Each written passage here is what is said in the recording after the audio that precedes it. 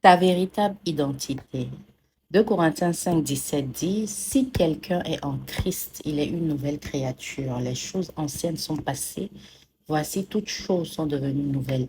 La société adore coller des étiquettes aux femmes célibataires, telles que célibataire à ton âge, femme carriériste, difficile, incomplète, complète la liste.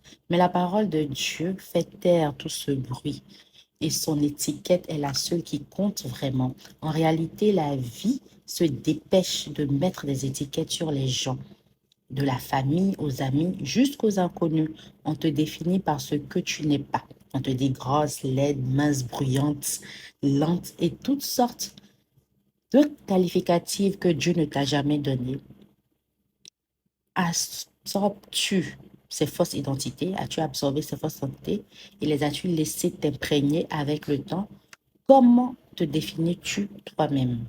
Qu'est-ce que Dieu dit de toi? Il dit, tu es une nouvelle créature en Christ. Voilà ton identité fondamentale. Si tu ne sais pas qui tu es, comment pourras-tu choisir le partenaire idéal pour toi? Lorsque Jean-Baptiste a commencé son ministère dans Jean 1, verset 6 à 34, les gens étaient fascinés par ses œuvres et remettaient en question son identité. Certains disaient qu'il était Moïse, certains le prenaient pour Élie ou un prophète. Mais lui, il s'est clairement identifié comme la voix qui crie dans le désert pour préparer le chemin du Seigneur. L'identité et ton but sont ton avantage unique. Ils sont ton point d'attraction et ta source de valeur. La vie te répondra toujours directement ou indirectement en fonction de qui tu es. Tu dois d'abord embrasser ton identité en Christ, celui qui te donne la clarté sur ton appel à travers le Saint-Esprit. Prenons le cas de Marie de Magdala.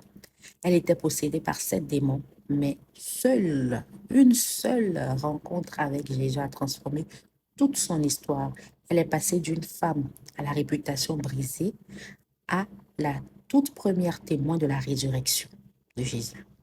Imagine à quel point Dieu lui a fait confiance en lui confiant la plus grande annonce de l'histoire malgré son passé.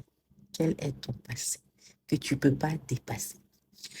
Qu'est-ce que cela signifie pour toi aujourd'hui? Cela signifie que peu importe ton passé, ton origine familiale, tes relations difficiles, tes échecs ou tes mauvais choix, tu n'es pas défini par eux.